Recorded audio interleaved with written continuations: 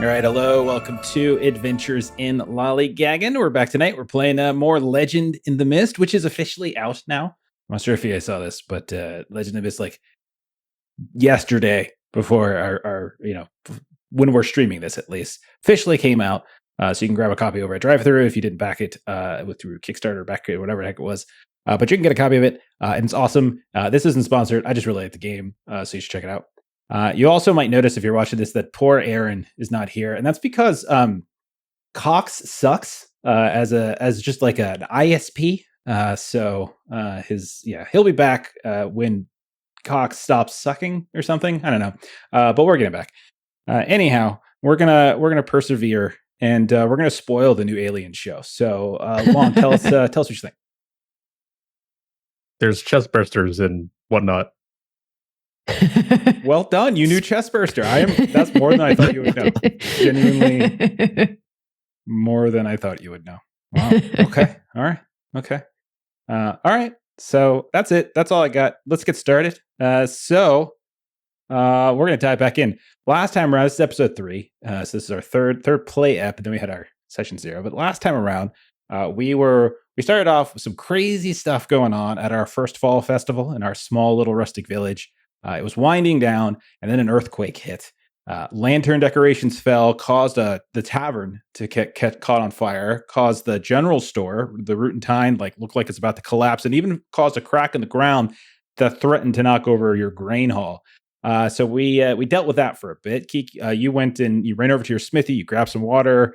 Morgan, you gathered your drinking buddies and tried to isolate the flames. Snaggletooth and Tovis, his newfound friend, hurled melons and watermelons and all sorts of stuff at the tavern. And apparently a bottle of moonshine got mixed in as well, as it did cause the flames to go a little bit higher. Hickory Jack, who we got to see, that was Aaron's character, he was able to cast a little spell as he was our spellcaster, and he was able to use some of the water from the apple dunking contest to rain on the flames. Lloyd, you were kind of doing some I don't know, you were moving people away from where some of the danger was, and you got them away from some of the collapsing buildings and such. At one point, though, you did hear, over by the general store, there was a call for help coming from within, and it turns out that the owner was stuck inside. Snaggletooth rushed in because he was a little bit smaller and can kind of get in as the building was collapsing, saved the guy, but took a little hit on the way out, and then the general store collapsed.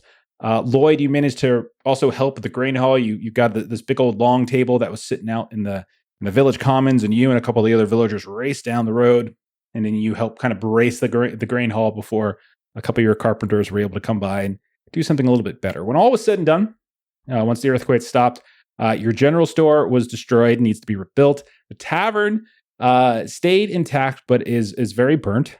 And yeah, so that was kind of the earthquake. Afterwards, kind of scattered a bit. Keek, Jack, and Snaggletooth, you tried to get some of the loose animals that had scattered because of the quake. Lloyd, you checked in with your uncle Harlock. This is my favorite part. Who was pinned beneath a cauldron of wax in your candle making workshop, and he thought when he was looking at you that you were there to finish him off and become the candle master. But you did not do that. Instead, you ran and you were a good nephew, and you got a village healer. Morgan, you caught up with Poe, your preacher friend, and he was being kind of weird. He was in kind of a dark mood, kept muttering something about not being ready. Things were too soon. He was super elusive and didn't really answer your questions. Eventually, the rest of the crew found all of the animals down the shore a bit, about a mile outside of town. And you found this enormous beached sea creature. It was pale, it was eyeless, it was covered in these large barnacles and these rune-like scabs on it that almost looked like writing. And there was also kind of a quiet hum emanating from it. Snaggletooth thought it was alive and fell in love with it, apparently.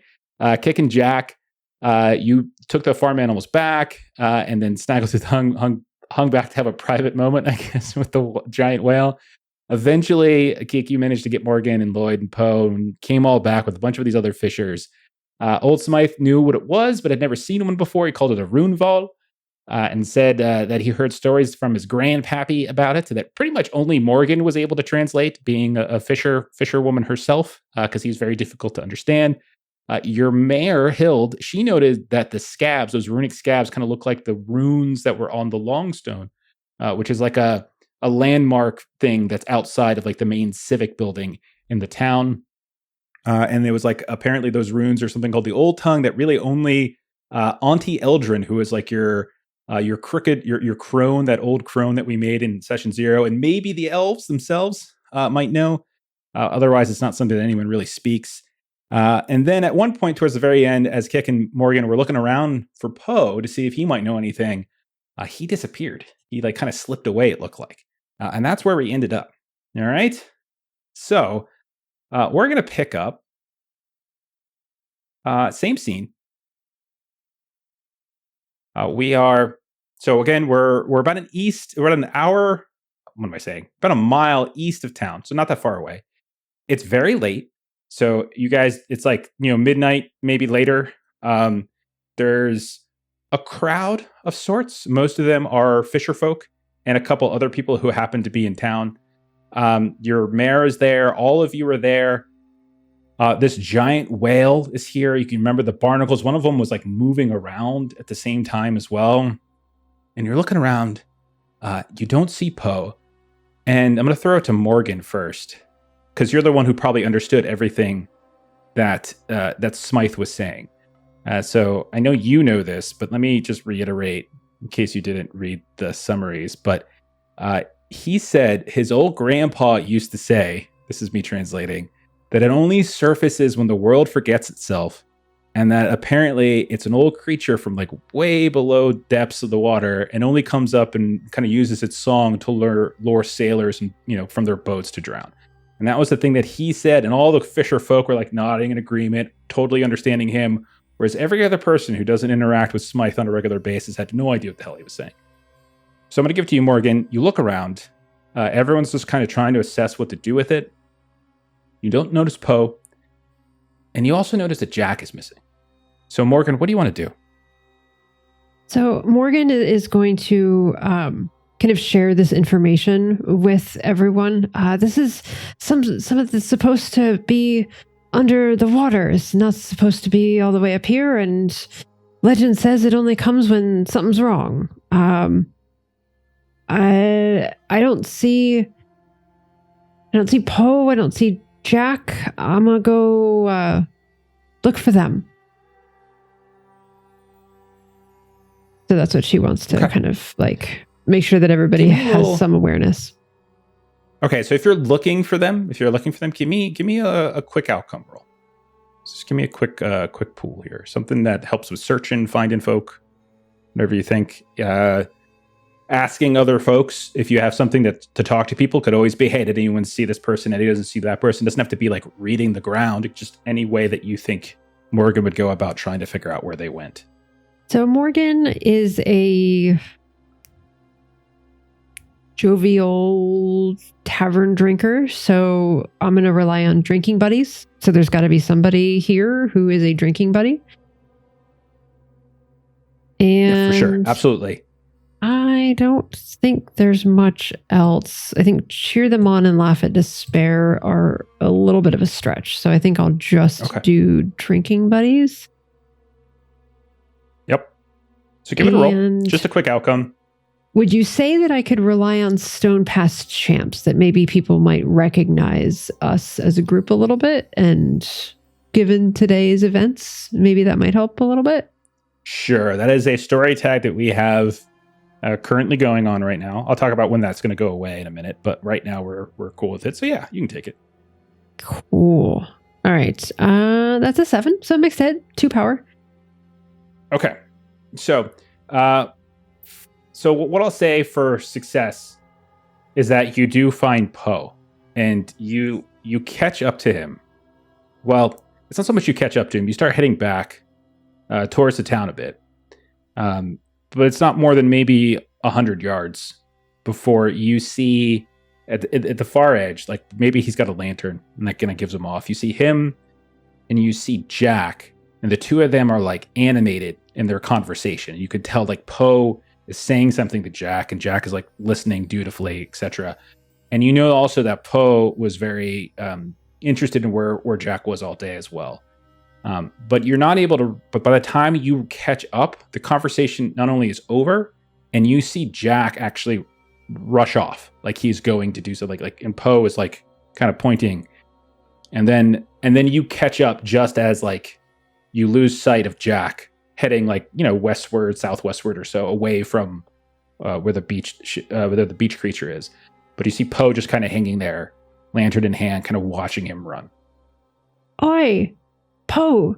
Did you not hear me calling you? Hey, hey, Morgan. Sorry, I was taking. Just had a bit of have a little chat with Jack. That's all. What is it? What's the problem? Where'd you go? Gotta stop sneaking up on me. Send him off. I've been calling your name as soon as I could see you. I've been calling you, and you were just ignoring me. Why'd I send him off? Hey, it's past midnight, and he's a grown boy. He should be getting some sleep right now. We all should be getting some sleep. So I wanted to ask you. I talked to old Smythe, and he put a name on what he thought this thing might be, and I'll kind of repeat back what I'd heard from old Smythe. It makes sense. If anyone would know it, it's that old sailor. I'll defer to him on questions about the sea. You've still been acting off. You're still Acting? Yes. Well, I'll be frank with you, Morgan. You've been acting a little off yourself. Prying into other folks' business. Peeking into my church, sneaking up on me when I'm having a private conversation with a ward of mine. So, maybe you give me a pass and I'll give you one too. I did you didn't really hang around and see this thing. It's enormous. What do you want me to do with it? I don't know, final rites or something? Maybe. It's a fish, isn't it? It's a big hankering one. I didn't realize size mattered. The bigger the fish, the bigger the prayer. Is that what it is? Sure, I'll come bless it in its travels to the afterlife. Sure. Will that make you happy? Stop poking around in my things, looking over my shoulder. It's a great first step. I'll escort you back. And so she kind of takes him by the crook of the arm. Okay. While he's gone, I'm going to throw it to Snaggletooth. So Snaggletooth, Okay. You can tell like others have gotten kind of close to the whale and they're like kind of looking at it. I'm calling it a whale because we all know it's a whale, right? It's a giant, weird looking whale, but like you guys would only have the name that Smythe had. And you and Kick, when you first like pushed and tried to push it, and like it just didn't budge, you guys like made contact with it. And ever since then, you've had like, you've had this kind of like weird feeling, like kind of like in the back of your mind a bit, like almost like a buzz, like the hum is still there for you a little bit, but it's just like this strange kind of, there's something about this thing that kind of bugs you. And it's just sort of lingering on your mind. It's hard to really put anything onto it other than it's strange, it's weird, it's fascinating. But you see a couple other folks getting close to it, and you see the barnacles are starting to shift and move. And these barnacles are gigantic. Don't forget, these are enormous. These are not the tiny little barnacles that you see on the bottom of boats that go out into the fear of the fish. So what do you want to do, Snaggletooth? Well, I had been bringing up, random weeds and whatnot from the shore when I was doing my foolish patch upon the skin. Maybe there's something the equivalent of a cattail or something that's got like some sort of stalk or a stick or something. And just in case I don't want any little ones to have something happen to him untowards, he's going to poke the end of a stick or a cattail sort of thing into one of those to see if maybe the barnacle snaps at it or something. Maybe this is yeah. I don't think there's a role if you're just testing to see if it reacts. I don't think there's a role here. You're not wrong. You can recognize a lot of the weeds and plants around. Like that's definitely something probably within Snaggletooth's domain. And you grab like this long, kind of this long, like almost like a river weed kind of thing. This really long thing, and you reach out and you just poke it from a couple feet away. And you see it begin to shift and turn, and then it falls off.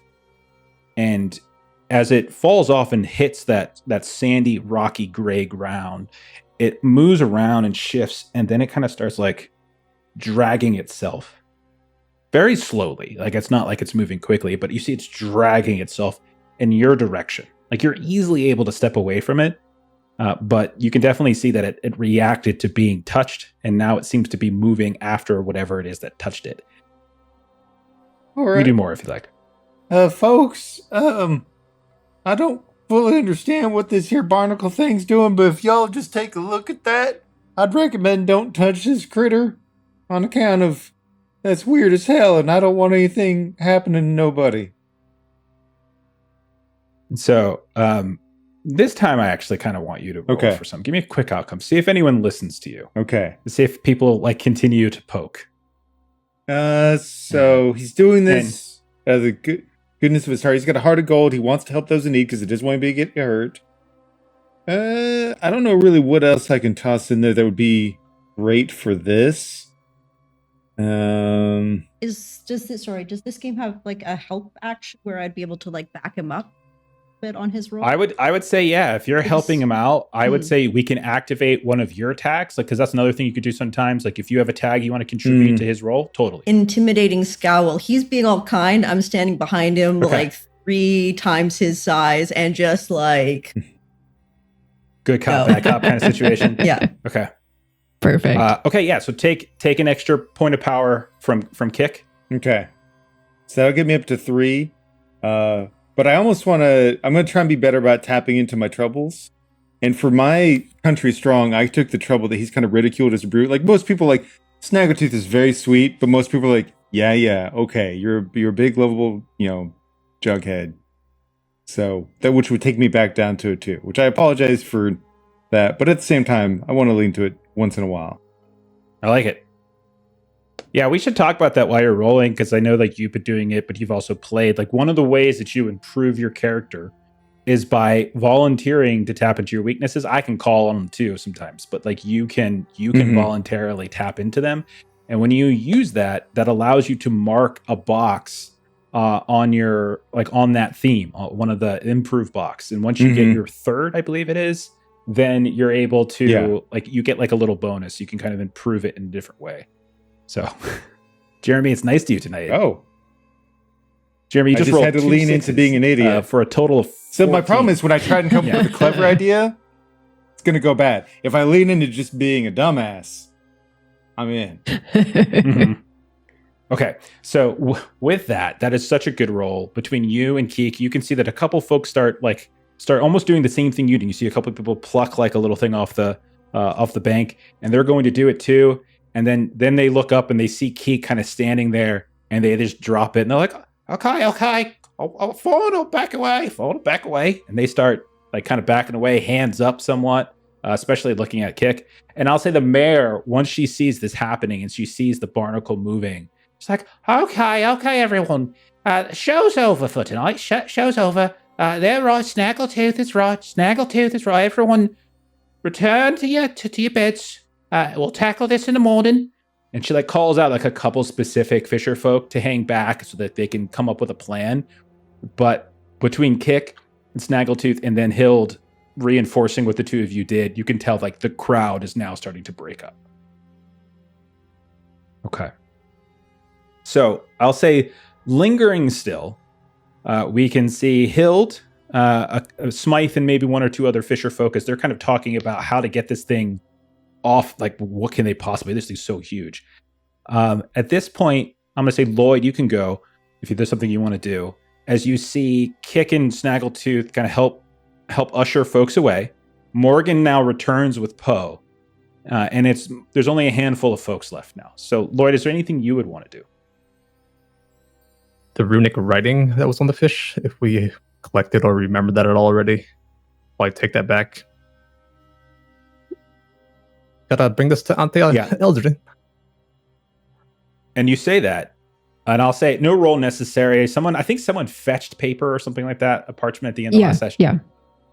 And so when you say that, Mayor Hild will turn to you. Oh, you mean it? Oh, Mr. Grover, I was going to ask for volunteers. Would you and your lot mind heading out to the meadows and and fetch an auntie I'd love tomorrow? to. She doesn't have many visitors, and I'm sure she'd love us to show up. Are we talking about the same auntie?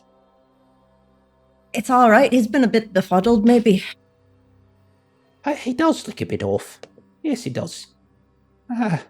Okay, yes, of course. I would greatly appreciate it. I was going to ask for some volunteers, but if you're willing to do it, of course. Don't go now. It's too dangerous. Of course not. It's so dark. Past midnight. Yes, get a good night's rest. It's a very large fish. It's not going anywhere. Aye. So, at this point, Poe arrives, and no roll necessary for any of that, Lloyd. That was all simple. Everyone's there, like Smythe and Hild are negotiating. Poe comes back up. So Poe and Morgan, you come up just as you hear that, as like you see the crowd of like fisher folk pass by you as they're starting to head back to town. And you see Hild there, and you overhear like Lloyd volunteering the group to go fetch Auntie Eldrin. Is there anyone else that wants to do anything in this scene? Otherwise, you all are free to retire to your homes. I think when Morgan comes back, Morgan would just say to, "Oi, Lloyd, what are you signing us up for?" We're meeting Auntie Eldrin. She's the only one that can read it in this village. Lloyd is excited to go see her. Thinks she'll enjoy the visit. Well, enjoy might be strong of a word, but I think if we bring a puzzle, she might be intrigued by solving the puzzle. Do you take the rubbings of those runes, Lloyd? Yes, I've got that right here. An exact replica. That looks good. And she'll kind of move away a little bit from Poe. She'll kind of drop her voice a bit. I don't know what's up with him, but he's saying some weird things earlier, and he's just had a conversation with Boy Jack, and he says he sent him off to bed, but that did not look like a conversation of sending the lad off to bed. I'm still a bit befuddled about what he's got going on. Well, I'm sure you'll be able to get to him soon enough. Keep on it. I'm gonna keep trying. He's, never particularly friendly, but especially secretive. Might be able to, not tonight, obviously, but get him to the pub. Give him a few, more than a few. He's an expensive drunk, let's be honest. Drinks. I, for one, thought you'd have a fairly early end to the day, so I've been drinking since long before noon, and I wouldn't mind taking a load off soonish. The Snaggletooth, this thing seems like it's staying put for a mite, yes? Yeah. Don't go near the barnacle thingies. They're bound to eat your toes. Barnacles are looking to nibble? Yep. I don't know, man. Right. Weird. These weird deep sea barnacles seem to be a mite larger than our normal ones that we have on the piers. They're head-sized. No stranger in the fact that it keeps humming in your head even after it's dead, so... Whew. Then doozy I of a would point day. out that as Snaggletooth says that, kick that, yeah, it makes sense to you. Makes perfect sense. Lloyd and Morgan, you don't really hear a humming. Sorry, you said humming? Can't you hear it? I don't hear anything. Lloyd, do you hear anything? Have you hit your head? I don't hear a thing. No, we just been trying to push that sucker in the water, but, it's a big old heavy sucker, and... Didn't get very far. Well, I wouldn't think you that's a... you are strong as an ox, as they say, but that's much bigger than you. Had to try. Thought it was still alive when we first got here. Because you say it's humming. Aye, so we thought the music meant it was still alive. Yep. And hey, you got old Jack over there making weird stuff happens. So, magic's real and it's got those weird symbols on it and it hums in your brain. So, magical world. Why not hope? Aye. I prefer not to have humming in my brain. Well, me too. Aye. I think I might want to. And Morgan is a, tags wise coastal dweller, all of these kinds of things. So this barnacle thing is going to be interesting to her. So she wouldn't mind trying to take one I'm of going these to take barnacles. a big step back. Like, Okay. way back. Absolutely. If you want to try to capture one of them, there's already one on the ground. It's still there's gonna be a test. So Sure. So go ahead and put together a pool for how you want to go about grabbing this. I'm grabbing So Lloyd while I'm going back. Should pull it away. Yeah. Okay. So okay. So I'm a coastal dweller, so at least this makes me think I would know what to do with this. So it may not actually count, but in my brain, it feels like it might help. Fair. I do have Drunken Master Brawling, so if this is something that takes a little bit of strength to do, I've got that. I'm a fisherwoman that has a scaling knife, if this would kind of help me kind of extract one. And then kind of playing off of Jeremy and kind of playing into the weaknesses, I do have the always a bigger fish. So it's kind of almost impossible for me not to kind of try to go for the bigger thing. And so I think this is coming into play here with that weakness. Okay. Sure, you can take it. That's fine. Okay. Go together. There is nothing, you're just trying to capture it. So there's nothing in terms of trying to capture in its tags that would necessarily cause it more difficult. In fact, it's slow. So you can actually get that as a bonus to you because it does have that. Moves very slowly. All right. So yeah, it looks like you have a lot to tag on. I think it's perfectly fine to say coastal dweller and fisherwoman. Did definitely help you in this case. Okay, cool. Don't be shy to drop a bunch of tags on this one because this is sort of like your bag. Is my thing.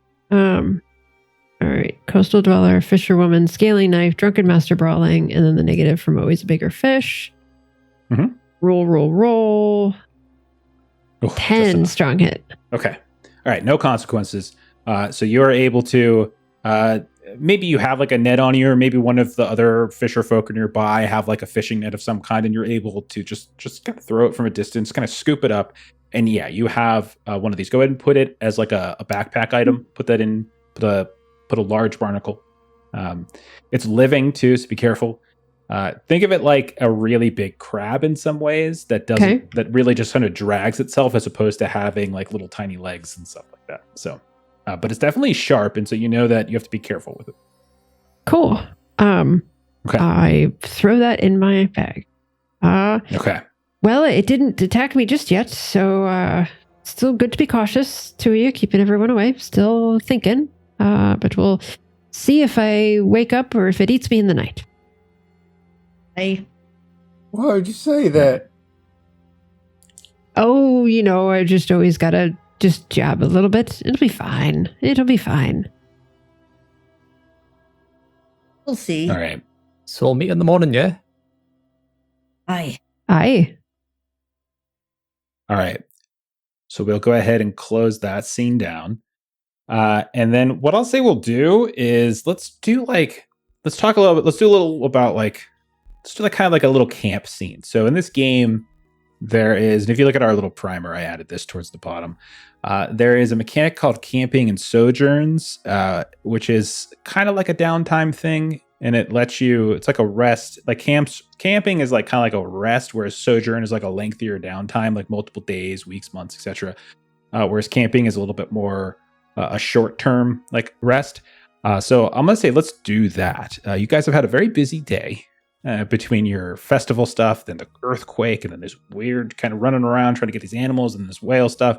And not only is this going to give us a chance to maybe make some improvements and restore some of your tags or remove some of your negative statuses, but it's also an opportunity to potentially have you improve based upon what's happening. So let's just do this as a way of like learning how this works, because you're going to be doing this more frequently as the game progresses. So basically, a rest comes in effectively like two parts, like two lengths of time. So there's like watch 1 and watch 2, and so we essentially get a round. And like each round, you'll get to describe something. So the first round will be like, what do you do at night as you're readying for bed? And we'll say the second round is when you guys wake up in the morning and prepare for your journey to go get Auntie Eldrin, which is about a half a day's travel, because she doesn't live in the village. She lives over by the Ghost Meadow. And so it's going to be like about a half day's travel over to get to her. So a few things you do right off the bat is you kind of just sort of assess some tags and see whether or not any tags just make sense to have them expire. So some of the examples from the book are like, if you had like a peddler that was traveling with you, for instance, and like they decide to go a different route, we get rid of the peddler, right? The peddler is no longer a tag. Or if you have like, maybe you had like a hearty breakfast, or maybe you had like, a drinking buzz or something like that, and then you sleep it off and then it goes away, that sort of thing. And it's very narrative. Some tags require maintenance. So one of the things that the example was is like, maybe you did some practicing, some sword fighting earlier in the day, and that gave you like a battle stance tag that you can use. Well, in order to be able to use that tag again, you have to do some more like practicing or something like that. So there's lots of different things that can potentially come into play. So you guys would want to kind of take a look at those. So like Lloyd, for instance, one of the ones I would suggest that you get rid of is the trophy. Not that you don't have the trophy anymore. Yeah, I was thinking the same thing. Have like leaving it at home, not carrying it around anymore. Perfect, exactly. And that's exactly what it is. It's not that you don't have it anymore. It's just that you don't carry it on you all the time. That doesn't really make any sense. So things like that. Then so once we kind of get through that, now we kind of go through the process, like the mechanical process. So each round, you basically pick one of the options to take some kind of action. You can rest, reflect, or you can take a camp action, and there's a bunch of different ones. Resting, you can only do once per, so you can't like do 2 rests. And reflect, you can only do once. You can't do it twice. Rest allows you to potentially expire some of your status tags that might be negative. So like Snaggletooth, for example, like you've got that battered shoulder. Mm-hmm. Like we might say like that doesn't necessarily go away completely, but maybe it goes down from just pure rest, moves it from battered down to bruised, like bruised 1. And then you still have the opportunity to potentially heal it even further and to get rid of it entirely. So that's an example of what we mean by that. If you had any tags that you burned or scratched throughout the first day, that makes sense that they would come back like from just resting. Like you could potentially get it back.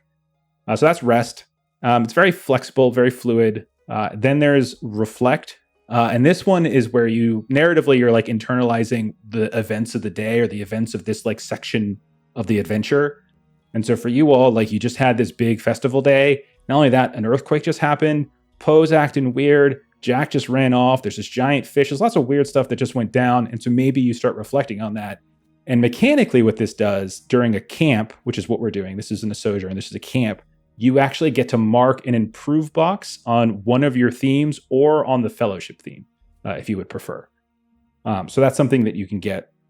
And then the third option is to take a camp action. And so a camp action is you would count up your power like normal. Okay, so you're like, okay, I want to do this. So let's say, for instance, Jeremy, we say that you take rest for the first watch. Mm-hmm. Okay, that turns your battered shoulder, your battered 2 status down to bruised 1. But in the morning, you realize you're still kind of stiff. So maybe your morning action is like bandage or heal. Okay, and so now what you do in the morning is you try to put together some kind of action pool with all your tags to see if you can reduce that even further. And so the 2 ways you can do this is you put together your tags, and you can choose to roll and suffer and potentially risk consequence like a normal action, or you can, if you've like put together enough tags to get one or more power, you can opt to just say, I don't want to roll. I just want to get half the amount of power that I just compiled with my tags without rolling, without Thank risking God. consequences, that I can put towards whatever it is I want to do. So if you were hypothetically able to put together a series of tags that would get you to like 2 or 3 power, and you're like, I don't want to risk the roll.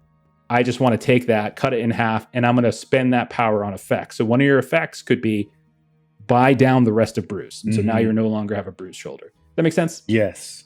Thank God. I Okay. like that. Other things you can do with camp actions, you can converse with other heroes. You can cook a hearty meal. You can craft something. I know we have a couple crafters here. You can repair things. You can entertain others. You can hunt or forage. You can prepare for your journey in some way. You can read or research. You can scout ahead. You can practice divination. You can even stand watch. Probably not as important now because you guys are in the village. But all of those can potentially, because you're doing an outcome where you're going to spend power to create a tag or to create a status, those are things that you could potentially create that will last for a while. So like if you did cook a hearty meal as your second action for the day to have like a big hearty breakfast, like you could get a buff for most of the day that just says like, ate well that morning. And now you have this like this extra energy for the day because you have like this little tag that goes into your backpack and you get to sit on that for a little while until it makes sense for it to go away. So like there's a lot of flexibility in how you're doing.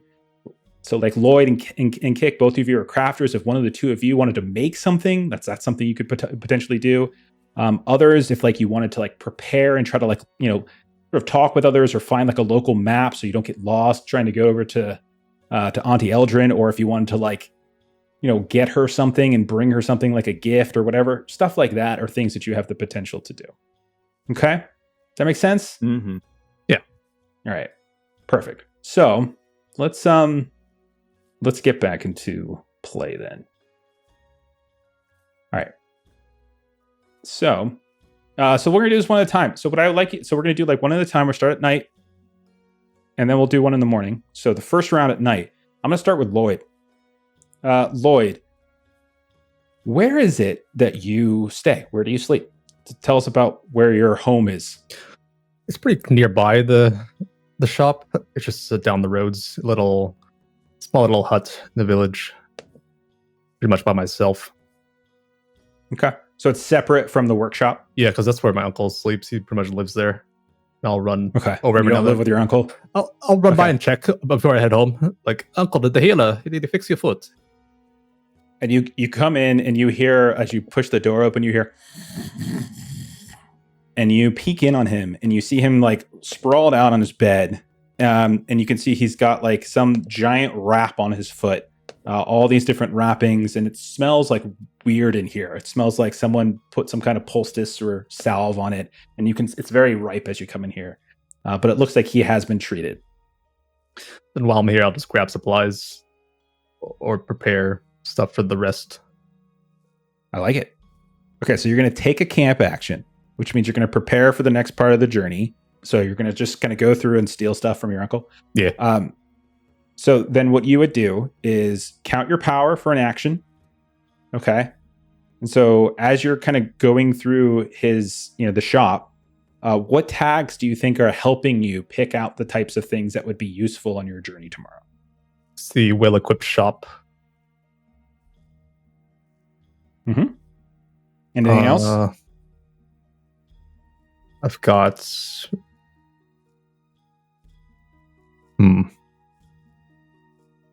Maybe curious? Curious is okay. I would say this is home. All right, okay. I mean, it's not this. You work here a lot, so I would say that's totally fine. Okay. I would say you could take young apprentice. You work here. Like this is where you work. I would take young apprentice in this case. Then I'll go with those 3. Okay, and then I'm just checking your weaknesses to see if anything. Do you want to say that maybe there's something literally right over top of him on a shelf above where he's sleeping, and we want to tap into your weakness, stretching my luck? Oh, I was looking at it too. Okay. Play that. Yes. And so you look around. You're looking around. Maybe you're like I know we can figure out exactly what it might be, but there's like some kind of item, maybe it's just a pack, maybe it's just a bag, like your perfect bag. It's on a shelf, it's right above him, and you have to like risk waking him or knocking something down. And so this means that you have a total of 2 power. Okay. So you have a choice now. You can either roll this, risking consequence, okay, but possibly getting a decent, possibly having 2 power to spend, or you can just say, I'll have the power I have from 2 down to 1, and I'll have 1 power to spend, and that's it. And you can spend 1 power to get effectively a status. 1 power can buy a status. It can't necessarily buy can't buy a tag. Yeah, let's risk it. I'm gonna roll. That sounds fun. I don't know why I asked you. I knew that's what you would do. I said all those things just because I wanted the audience to know. Just to know the options, of course. Yeah. Okay. So you're rolling 2d6 plus 2, risking further harm to an uncle who already thinks you're trying to kill him. All right, buddy. Go for it. Now I'm aiming. Now I am rooting for a mixed hit. Right. Mixed hits are always my favorite because you get what you want, but it's also kind of fun. Unlucky, it's a strong hit. Okay, so you have 2 power to play with, which means that you can spend that 2 power, okay, to... Oh, and you know what else I should have given you, by the way? Oh, no, I shouldn't have. Never mind. You already took it because of average. Never mind. So you have 2 power. So you can spend that 2 power on effects, and in this case, creating a tag. So it could be like an item. If you wanted to put yourself in your backpack a specific item that you're going to bring with you, it could be it could be something like you don't have to. If you can't think of it right this second, like when I go to somebody else, you can think of it. Or it could simply be a tag like prepared. Something more vague. That's a little bit broader, but or it could be like a specific item that you think might be useful. If you know Auntie Eldrin, it could be like a particular kind of scented candle she likes, that if you gift it to her, maybe she's be more likely to do to return the favor. So okay, what do you think? Of something? Yeah, something along the lines. I'll get Auntie Eldrin to my favor for visiting her. Awesome. Okay. So yeah, I would say some kind of gift to give it to her, however you want to describe it, is fine, and throw that into your backpack. Perfect. And then you head over to your hut, and we see like Lloyd kind of get ready and go to bed. Excellent. Let's go down to Snaggletooth. Mm-hmm. So, Jeremy, where we know that Snaggletooth has a farm. Mm-hmm. Is his farm very close to the town that you can you feel comfortable walking there in the dead of night, or do you stay somewhere else while you're in town? I think normally he feels comfortable, whether it may not. He's just oblivious. But yeah, it's not too far away. So he probably has to have a good 20, 30-minute walk. It's close, but he's walking. So it's probably almost 1 a.m. before he gets home. I'll tell you this, though. It's a little nerve-wracking because, in the darkness as you're traveling, maybe you have your lantern or a torch or something like that. You're by yourself, and that humming keeps going. Your shoulder hurts, and you still hear that humming kind of in the back of your head. And I would imagine your farm is probably to the south of the town, because we put the town on the southern bank of that fjord that it's on. So you're probably to the south then. And you keep occasionally looking over your shoulder, maybe to the north, because it feels like the hum is almost beckoning you, but you're able to shake it off, and you get home without any serious issue. Oh man. So tell us a little bit about your farm. Was it are you here by yourself? Yes and no. I think he offers his homestead as a place. If you're willing to show up and do an honest day's work, you can eat your fill and have a roof over your head. So he kind of has unofficial people that will it's not permanent residents, but he welcomes people to come in, do the work, take your crop, stay under the roof if you want. Sometimes his family will show up, or one of my troubles is I have difficult relatives that sometimes just invite themselves. But yeah, he's got a lot of he's got one set of crops that are very much river based, where you've got a lot of melons and stuff like that are more down that way. Maybe some that's almost like a rice type crop. And he's got kind of tiered areas of the land where you see almost different types of crops depending upon how far away or how high it is from the river. Because that's one of his main tags. It's just immense gardens of stuff. Yeah. And I remember during our session 0, like you probably have a patch of land that you dedicate specifically to growing a certain kind of weed for the elves that can't grow it all the way to the west in their village, like of Ashtaron. Like they can't grow it out there. It's something about the soil to the east where and you kind of had a little run-in with them, and this is the way you pay them back. He's got one little spot patch that's got this. Yeah, it looks weird. Yeah. Like maybe there's even like some sort of spring that bubbles up and the water there is just different. And for whatever reason, that's why that could be good. Yeah. It grows there. He doesn't know why, it just does. Yeah. You just have like this wonderfully odd but well-placed plot of land that just works out extremely well for you. Okay, so what do you want to do for the night watch of your camp time? Well, he's just really hoping a good night's sleep might put that weird warbling out of his head, but he will kind of make sure to kind of find a fence post and kind of do some stretches on his shoulder and, just kind of work out the kinks a little bit before he lays down. Maybe even get some sort of honey balm that's maybe got some horseradish, something that's got a balm in it to where he can rub it on the shoulder. It's a mess when it gets all in his fur, but it does kind of help do that icy hot sort of sensation. And then just lay down and try, basically like you were mentioning earlier, try to go from battered 2 down to bruised 1. Okay, so you want to do rest, like the rest action? Yeah. Okay, so we'll say battered 2 goes down to bruised 1. Sure. Bruised shoulder 1. And then I'll say that the beguiled also reduces, but I will say that you have like very odd dreams that are like, you definitely get the feeling that your dreams that night were it almost feels like you were the whale in some ways. Like you can see the dark waters, like you can feel like at first it almost feels like you're like the darkness around you is nighttime or blackness, and then you realize as you're moving about, it's not. It's just very, very deep waters. You occasionally see like this glowing luminescence here and there. Either it's the bottom of the ocean or maybe it's like other fish or whatever. And you can even see some shadows moving around from time to time that look almost as large as the whale that you remember. And often you hear the sounds of that humming. And at a certain point, like that humming almost sounds different because it sounds like it's less serene. It's almost loud, reactionary, exclamatory in some ways. You can't understand the meaning of it, but you get this feeling of like fear and pain. And then you wake up in the morning having rested, but you could still vaguely hear that hum in the back. So reduce beguiled to 1. Oh boy. If I got a journal nearby, I'll write down what I can remember that weird dream to share with, Morgan likes to tell tall tales with her fisher folk, and that seems like the perfect sort of thing to get passed around a bar. Love it. Okay, Tall so you quickly tales. Grab it. Yeah. They're all true. How dare. I apologize. I shouldn't speak such a way. You're totally right. Morgan, we're going to check in with you then. What do you do at night? What's your first... So where do you stay?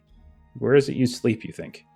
I am going to say that she is a coastal dweller. So I'm going to say she has some type of like little tent shanty thing kind of on the beach. Because she's like on kind of boats. I don't know that she owns her own boat necessarily, but she is out on boats a lot, and so she's kind of just sleeps on the beach.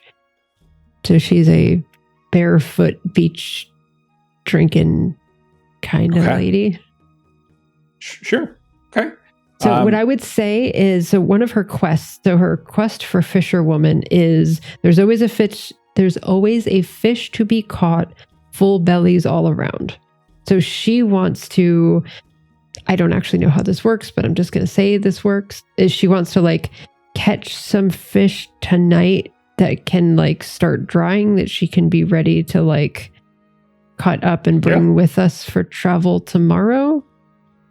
It's like hunt and forage. It sounds like it's sort of like that's the example in the camp action. Like you're basically hunting and foraging. Yep. And then that'll create a tag that you have like fish in your tag that you can then eat later on. Like you have supplies. Absolutely. I think this is great. So you're doing like a little night fishing. Yeah.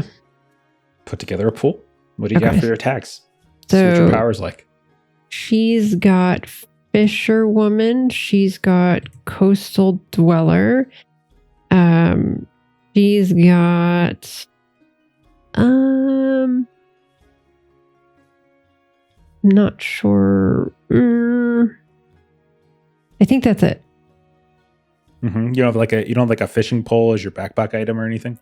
I do not. I went with a scaling knife for my Oh no, you went for coin for drink for your backpack item. Oh, That's for what you went backpack, for. yeah. Okay. Yeah. Okay. Drinking was more important with that. So I've got the two. I've got the coastal dweller and I've got the fisherwoman. All right. Would you rather risk it like Lloyd did and potentially invite consequences into your life, or do you want to just take the one and have like only one power to spend? I'm gonna do like Lloyd did and risk it. Okay. All right. How'd you do? I got a 9. Mixed hit. Okay. So you have 2 power to spend. So go ahead and... So what do you want to do with the 2 power? Let's talk about that for a I second. want the tag. I want the food well stocked as a tag that we've got. Something like that. Food for the journey. Yeah, extra provisions. Yeah. Something like that. Yep. Okay. All right. So what I'll say is like, as consequence, it's a difficult fish.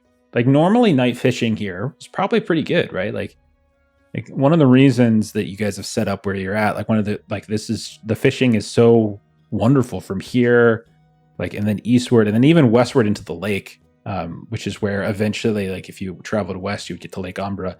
Like this is just this wonderful spot.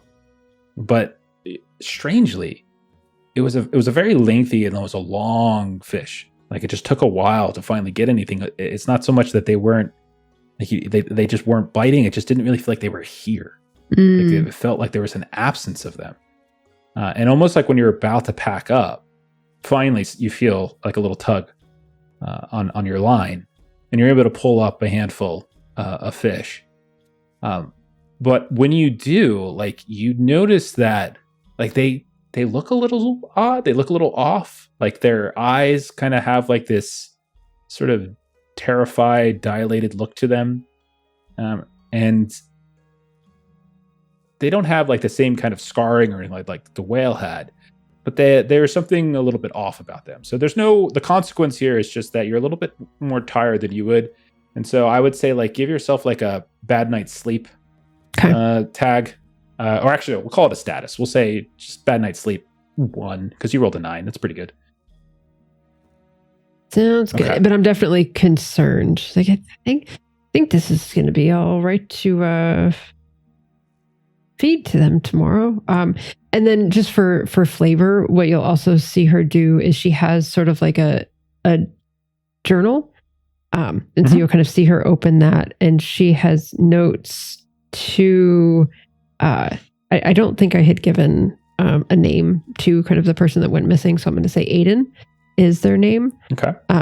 And so you just see it sort of like the day's events, but it's always like a letter to Aiden that she writes. And so it's like talking about all of the contests for the day and everything that happened and all of that. So that's kind of something that she keeps up with on a regular basis. If I could maybe like add on to this a little bit, if you're okay with it, one of the things that we see maybe in the background of maybe actually even where you're fishing, maybe if you're fishing on the docks a bit, there's like this post that is like kind of sticks up out of the water right off where the docks are, and they call it like the salt bind post because it's like you can see there's all these little like hooks and things that are stabbed into it. It's not the prettiest thing in the world, and you can see there's little bits of like line or some kind of twine or fishing line, and the fishers that like there's groups that just go west into the lake. That's safe. There's people that just hang around like here right outside of the town, relatively safe. And then there's others, maybe like Aiden, who travel east out into the ocean. And that is way more dangerous because the waters there are extraordinarily deep. They're very cold, and storms also hit. And then in the past, not recently, but in the past, there have been raiders along the coast and such.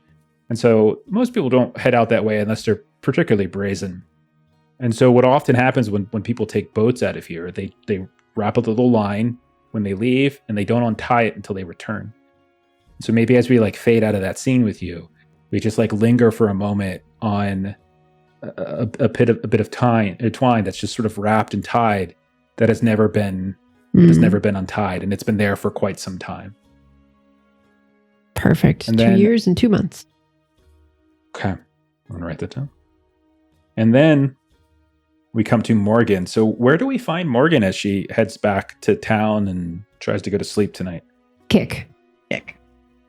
I'm sorry, my bad, Kick, my bad. I was writing at the same time, and I wrote. good. I It's looked all down, I good. saw the word Morgan. my bad. I apologize. Go ahead, Kick. So if Kick can still hear that humming, she's probably going to be like frustrated. And what she does is, when the earthquake happened, a bunch of the lanterns her and Lloyd had built and worked together had come down and broken. So she'll collect a bunch of those, and she is going to try to go back to her little blacksmith cart. She doesn't have a horse or anything, but it is just like a little cart, got a roof, it's got a whole smith in, and when she's going to bed, she'll hang a hammock between two of the ruts. If more people have come to visit, she'll just keep hanging hammocks up across the roofing area. But she just picks it up, and she's going to move as far from the weird, unnatural fish as is possible, maybe next to Lloyd's house or even out towards where Snaggletooth is. Definitely not where Morgan and the water is. That's unnatural and it's not good. No. And maybe she does wake one of you two up when she does it, but she's taking these sort of metal broken lanterns, bring them in, and instead of like sleeping, she's going to try to work herself into exhaustion. She starts to repair these lanterns and make like little hip lanterns so that we can hold on to them and have light wherever we go and still have our hands so they can be tied to belts or waist pouches, etc. She's just going to try to like spend the night exhuming noise and heat next to somebody's house. Okay. So this sounds like craft and repair. So I would say put together a pool of power, like what tags you want to use. Yeah. I would also say take +1 because you've collected like the material from something that we've already established. So I'll say you have that material, and some of it's probably still somewhat intact. So take another extra +1 from that. Yeah. So I've got blacksmithing. I've got my own forge, repair work. I have smash it loudly as a bonus, which I feel like is what I described I was doing. But I do have unintentional breakage as a weakness. Okay. I'll throw that in there, and I think that's pretty good. That sounds really good. So with the +1 that I gave you, I think that puts you at a +4 total once you take the weakness into account. Okay. Yeah. It still makes me do the GM moderation thing. Ooh. I've turned it off multiple times. It's so weird. Yeah, it's okay. I just clicked through. Mixed hit. Success. Welcome to the math again, Keek. But I'm on it. Hey, it's that humming won't stop, so we just have to work it out until it goes away. You got some candles spare, right? We're building new lanterns. Yeah, I've got plenty, but can you wait till the morning? Well, once the humming stops, I'll stop as well and go to sleep. Okay. It goes on for another couple hours. You have 4 power to spend. That's a lot. What do you want to do with that? Obviously, you could spend 2 to create a tag for your hip lanterns, and so that's probably 2 of it. But then you still have 2 more you can do something with. And sorry, I can use 2 to reduce one of my own tags as well. Or if do I it need makes to... sense with the action that you're taking. Fair enough. Because I was just thinking of reducing Beguiled from 2 to 1. I would take it because you've been keeping yourself busy and focused. Yeah, I think you can reduce that. Well, you have 2 power. I would say if you wanted to, you can get rid of it if you want. Oh, actually. excellent. Then I 'Cause, will. with statuses, it's 1 power per tier, and you have 2 tiers of beguiled. And so if you spend that last 2 power, you can take it all the way down and get rid of it. I will work myself into exhaustion so I don't hear the weird sea noise, unnatural sea noise, and then I will create. I guess this would be a story tag for Hip Lantern. Yeah, put it in your backpack. Okay. So you have hip lanterns in your backpack, and then you're good to go. Okay. And I'll say consequence. You've already said it a couple times, so I'll just follow through with what you said. You said you work yourself into exhaustion. Give yourself exhausted 1. It's similar to Morgan, not a great night's sleep, so you wake up the next day. But then again, like that's the type of thing you could potentially like rest away, or you could like grab some coffee or something like that. There's other ways of getting rid of that. And I'm gonna stick with you. We're gonna do a little snake because we still have the morning round to do. So let's stick with Keek. You've been working all night. By the time you finish making these lanterns, and you make several, you have enough for all of your friends, you can see the sun coming up to the east, and it's dawn. Dawn is breaking. Mm-hmm. Once or twice, Lloyd yells at you, but it's morning time. So what does Kik do for her morning half of her camp action here? I suppose she's probably worked herself into that point where she's so exhausted she can't sleep. So she'll sit and she'll sort of reflect on the days and what that means. And she'll leave a lantern out next to Lloyd's door for when he's up in the morning. He probably hasn't been able to sleep very well. Okay, so if you're doing reflect, that means you can mark an improve box on any of your themes or on the fellowship theme. You guys are teammates, basically. Okay, so what did you end up marking? I think I am going to mark one on my blacksmith for experience. Makes sense. That makes perfect sense. Yeah, it's been working on that all night. Okay, excellent. So sun comes up. You're kind of exhausted, but you've made some. I mean, like honestly, when you take a look at it, they're really nicely done. They're intricate. You didn't have the greatest light too, and so the fact that you created such a well-crafted thing, and by the time like the sun comes up, the sweat's wiping off your brow, you pause for a second, no more tinking of your hammer and your tongs, and you realize that the humming's gone. Oh, thank the gods for that. All right, Lloyd, are you up yet? I've been up, yes. Great. And we'll toss it to Lloyd then. So Lloyd, what are you doing for your morning half of the camp? Every slam of the hammer is reflection on my own. So I'll do the reflect. And just improve like our village. I think that's for my theme. Because yesterday at the festival, we pretty much kind of helped the people around, saved what we could. Mm-hmm. And like you were seen specifically like organizing people to in the commons and keeping them away from danger. Like you were like hurrying people to you, like the little children that were at play. You were making sure that they were away from like the fire, away from the collapsing buildings, and like so you were doing this a lot. So people probably looked at you with a certain amount of like respect for being willing to organize like that, right? Uncle, not one of them, but other than that, okay, perfect. Then let's go down to Snaggletooth. Snaggletooth morning comes, you finish writing in your journal. The humming's still there, but quieter. You had some strange dreams. Okay. What does Snaggle do in the morning? I think as the sun's coming up, he'll go to like maybe one of his favorite spots in the river near the farm, and he'll just kind of like be laying on his back, floating. He's got a certain vantage point that he likes to watch the way the sun comes up over the ridge line and kind of come down across like the different, tiers of the farm. And he just kind of sits there and he reflects on like, as weird as things got towards the afternoon, like day started with a little punk being a bully to a little girl. But by the end of the day, even though things didn't go exactly the way he hoped, when push came to shove, that kid was willing to help and he felt proud of himself for helping. And so he'll reflect on his Heart of Gold tag. Excellent. Oh, that's perfect. He was very proud of himself. If you all remember, he got drunk at the end of the day, saying it was well-deserved because he was the hero of the town. Good old Tovis. Okay, Tovis is a backup character, by the way, if anyone ever dies in this. Yeah, that's honestly, like, if something happens to Snaggletooth, I've already been like, he would be a bad got your backup. Yeah. A lot of fun. Okay. And then finally, Morgan, what do we see from you in the morning for your second half? So I would say from a flavor perspective, you probably see her going for a morning swim. I would say that's kind of how she starts the morning. And one of the things that she's trying to stave off is that one of her weaknesses is call of the water. So it's kind of one of those things where like if she goes too long without like swimming or being on a boat or something like that, that definitely affects her. And so she's going to kind of just go for a swim, kind of a little flavor.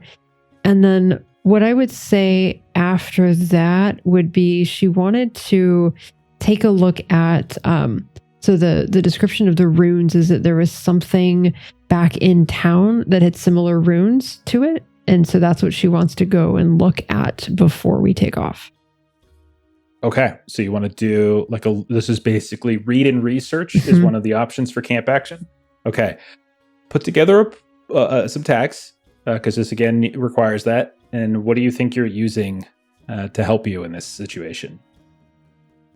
So I'm going to say that I want someone to help me with this. Like, I'm not obviously the one that kind of knows this, but I want to use my drinking buddies and jovial disposition to talk someone into going and looking at that with me and explaining it to me. So we'll take it. Maybe we say one of your drinking buddies is like on the town council or something like that.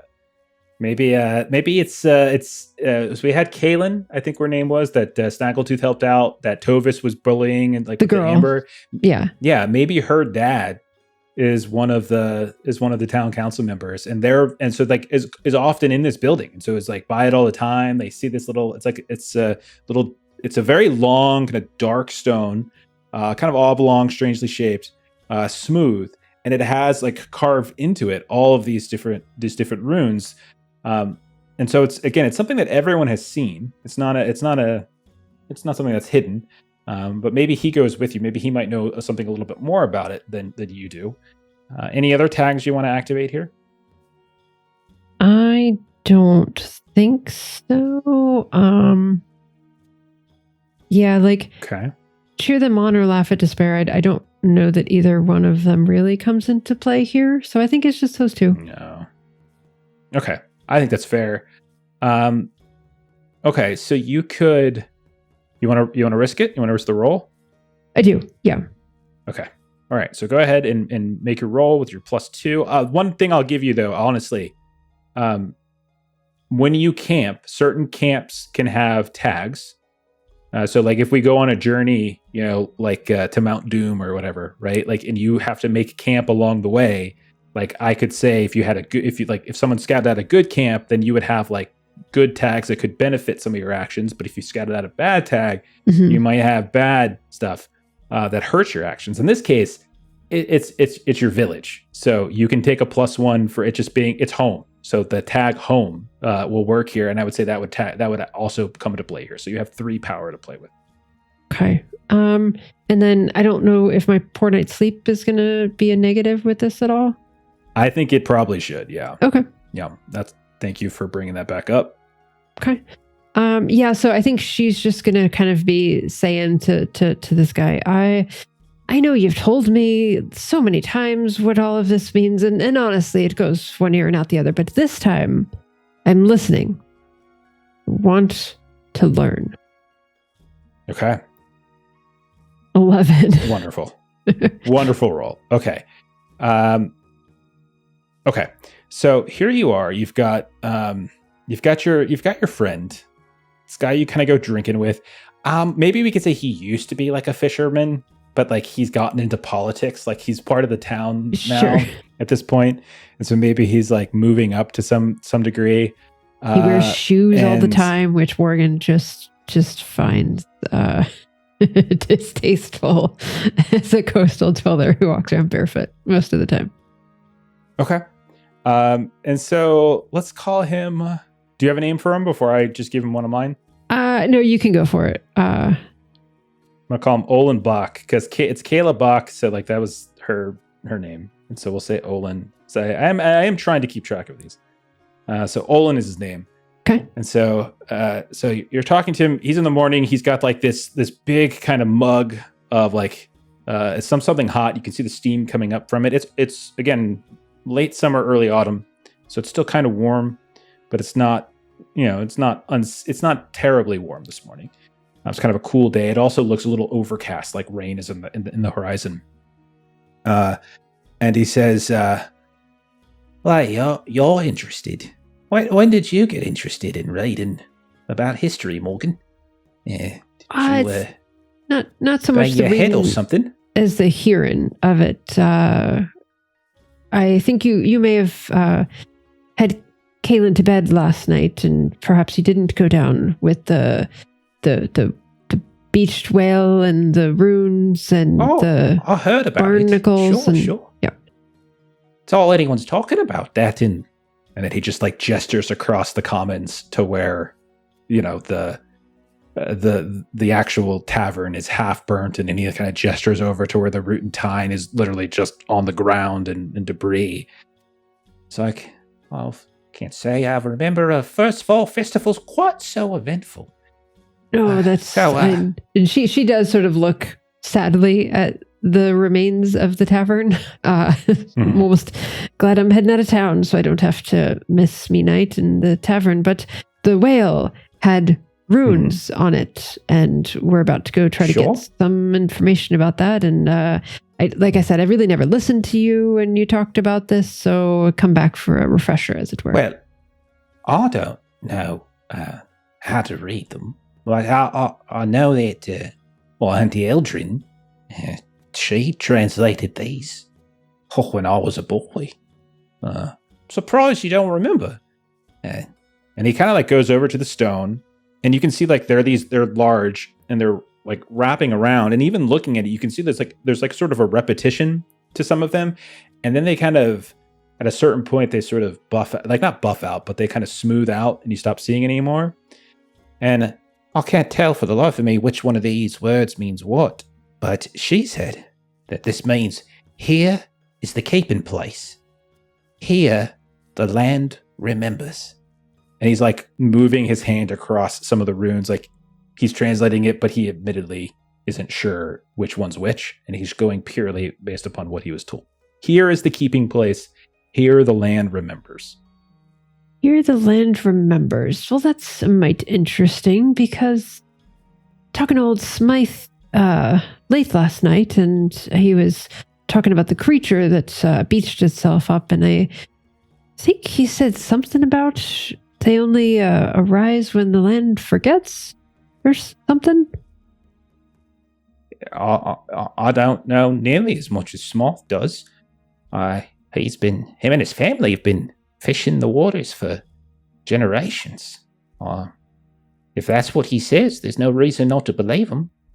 I don't know that there's anyone around here that knows more about the waters than he does. Well, at least, maybe Auntie Eldrin, or maybe one of the elves, or they're older than we are, of course. Right. They don't really like talking to us much, so no, best not to go barking up that tree. Yes, we sometimes we do it anyway, and if this were kind of in a movie, you'd sort of see Morgan, kind of in her mind, envisioning when she and Snaggletooth kind of go to the tree, and the issues that we had with the elves and all of that, it kind of pops in her mind as Olin says that.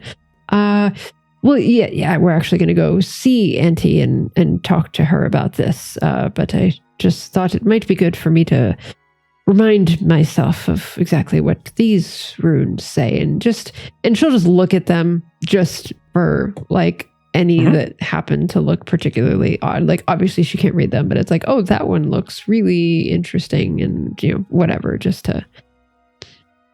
So if Auntie says anything, she can nod as if she knows something. Oh yeah, I saw that rune on the stone. Okay. Yeah. Like, yeah, I looked at, yeah. Okay. So okay, sure. Yeah. All right. So so you guys have all finished up with each of your rounds. The last thing you do for camp is you sort of look over your fellowship theme a bit. Your fellowship quality time, they call it. You look to see how you're holding up to your quest. should you abandon. I think we're good there. Nothing to worry about just yet. The other thing is that if you scratch any out, I don't think anyone scratched any out. Then you can unscratch them. Like each hero could potentially unscratch them. The other thing you could do is you can create a new fellowship relation tag with another hero with whom they do not have. So I don't know if I know we did session 0 connections. I don't know if we ever converted those to tags. So we could do those now if you want.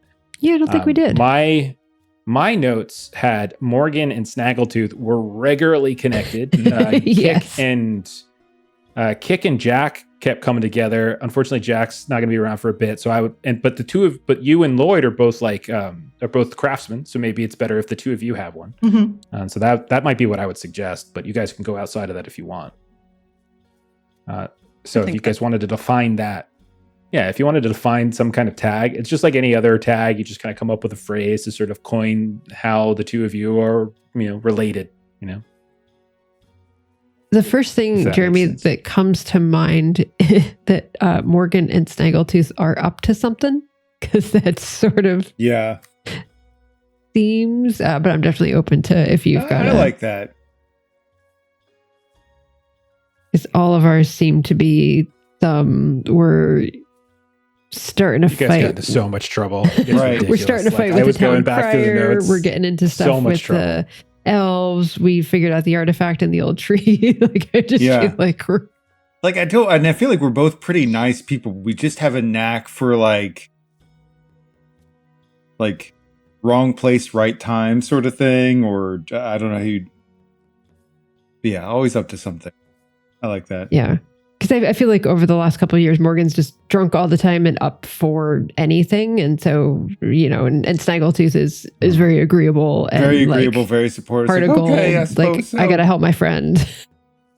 So you can create, so each of you basically creates a tag for another character. So like Morgan could create a tag for Snaggletooth. He's very agreeable. Like that could be it, right? And then Snaggletooth can create whatever he thinks of Morgan, always up for something, however it is you want to phrase it. And the same thing for Lloyd and Kick.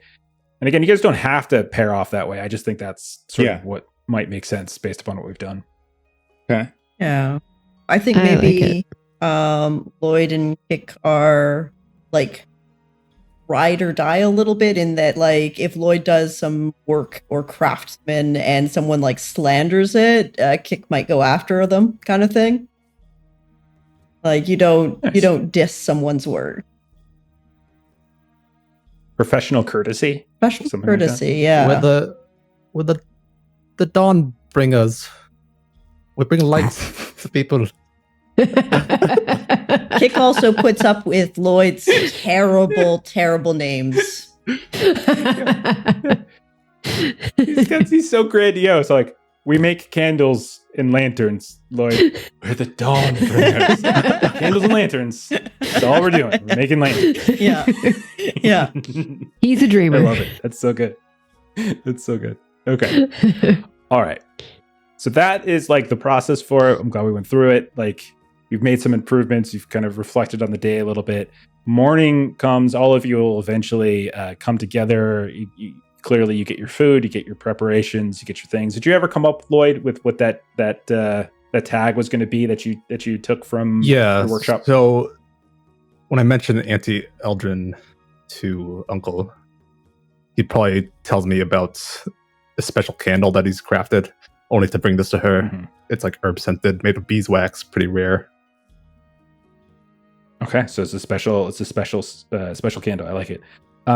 Did you like, this is not a roll or anything necessary. Did you tell him you were taking it, or did you just take it? No, this is why I risked it last night to take it, because I knew he kept it in his special pack. And you didn't want him to see it. Okay, good. I like it. I like the conflict that's brewing between Lloyd and his uncle. All right. So you guys get all your morning preparations. Snaggle, you come back up to town. Again, 20, 30-minute walk. It's no big deal. You catch up maybe outside of the town council. This could be just following Morgan's conversation with Olin. And you all are ready to go. Is there, and you can begin your trek. It's about a half a day's journey to the southwest. You all have been there before. At the very least, you've been to the Ghost Meadow before. And you know that her hut is nearby. And so we can say, unless there's any other business that people wanted to take into account, we can say that you guys depart and head on a little travel vignette. I would say the only thing that Morgan wants to do is look in her backpack at the large barnacle and see what it's up to. Okay, so if you kept it in the backpack all night, your backpack has a bunch of holes and rips in it. It's definitely been torn up. Yeah, it's a barnacle. Like it's been tearing through it quite a bit. Whoopsies. Are you bringing it with you, or are you leaving it back in your in your tent or something like that? Barnacles seem like they stay near water, so I think she Might want I think she would leave it. What was that, Kick? We might want to show it to Auntie Alad. What's her name? Hold on. Auntie Eldrin. Eldrin. Auntie Eldrin. Yeah. Okay, so she is going to she's going to get a separate bag for it. So she is going to throw a bunch of extra rope in the bottom of her bag to try to like reinforce the bag until she has time to like repair it.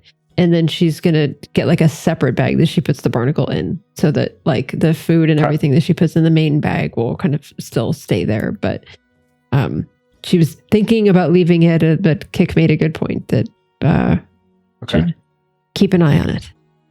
And because of this, I'm going to go ahead and give you guys the story tag late start, as you don't leave town as early as you had hoped because you guys were waiting around for Morgan, and eventually she showed up because she had to kind of get this reinforced bag and she had to repair her bag and all that kind of thing. But we'll say that's there, and that could affect timing in terms of when you get there, when you return. All right. Any other business? Don't think so. Okay. All right. So you guys head out of town, and already town is certainly beginning to hustle and bustle to some degree. The people who came to visit the town, Isvig, from other places, because again, this is the biggest town. This is the most the one that has the biggest celebration, and so folks probably came here and camped out or stayed at like a friend's or something like that. But you can see people are leaving. Some are heading west. Some are, or some are heading south. Some are heading, up to the clans. Others, people are kind of going in this way and that. So you definitely see like people departing. You see that there are already repairs. Like there's carpenters and there's builders that are already starting to sift through the rubble of the root and tine. And also you can tell that old Morth, who is looking at his tavern, they're trying to figure out exactly what you're going to do. This is what you leave as you depart. You were on a kind of a path, like it's a road, so to speak, but it's not like paved or anything like that. But it's definitely a well-worn pathway. And this is probably familiar territory for Snaggletooth as you head south and southwest for a bit. Maybe you pass by Snaggletooth's farm briefly, and the journey itself isn't too terrible for the first hour or two, but then it starts to rain, and like the sky begins to darken up a little bit. It's not like a thunderstorm, but it is a very cloudy rain. And then, it's getting a little bit hard to see, but Kick, you have those lanterns, you're able to kind of help here and there. And as you at one of the hardest parts of the rain, maybe you find an overhang of a tree, and you are kind of waiting it out for a bit, because it is just the middle of the day. You don't want to waste the day waiting here. And as the rain's starting to go down and you're able to get some of your senses and your faculties back, you actually start to hear something. You hear an animal calling out. It sounds almost like the braying of a goat, but more guttural. Okay, so you just hear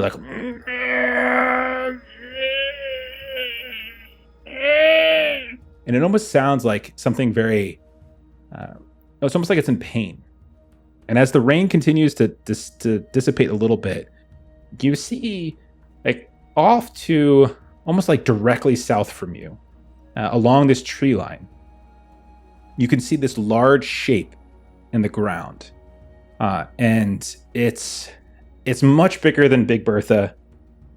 it looks from a distance like a musk ox, which all of you would be relatively familiar with. These huge kind of bovine, like these massive, they look like big, I'm not sure if you guys know what they look like, but they're like these big, swollen, crazy looking kind of goat-like creatures.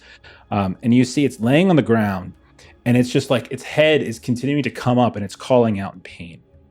I'm going to give Snaggletooth the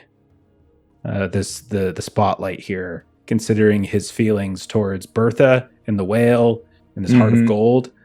What do you want to do, Snaggletooth? I mean, he's obviously go over and see what's up with it. Okay. Probably not even being too cautious because it's just an animal that's hurt.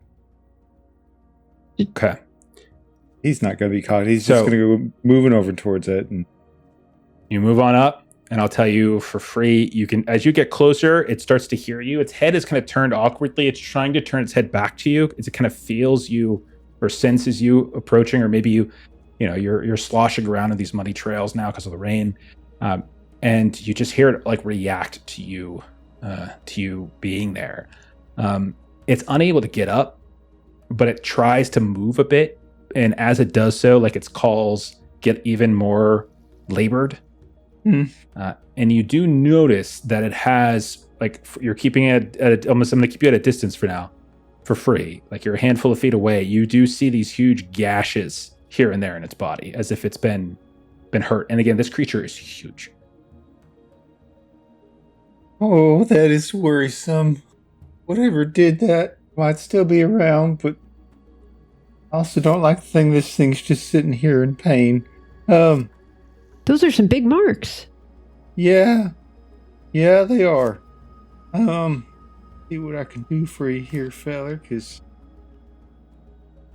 I'm trying to look to see if I've got some good tags to help this thing out, because if it's still alive, he doesn't want it to just be laying there in pain. See, I do have traditional remedy. I try to help those in need with Heart of Gold. I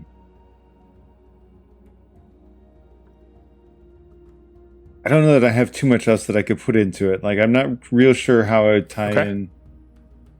I mean, because these things aren't really... It's not really a farm animal, so I don't feel like Homesteader's fair. So, this still is 3. More wild. Yeah. Okay. Absolutely. I'm going to say that... What about Defend the Weak? As a tag. Like, this is an injured maybe? Okay. thing?